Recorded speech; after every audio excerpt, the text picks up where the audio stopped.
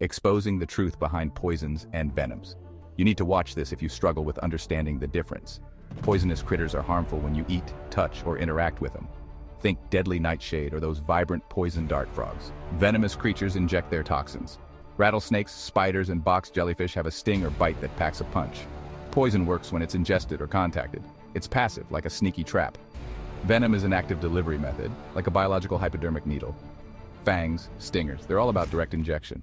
Poisonous plants and animals often use it for defense, keeps the predators at bay. Venomous creatures hunt or defend themselves with it. Know your stuff.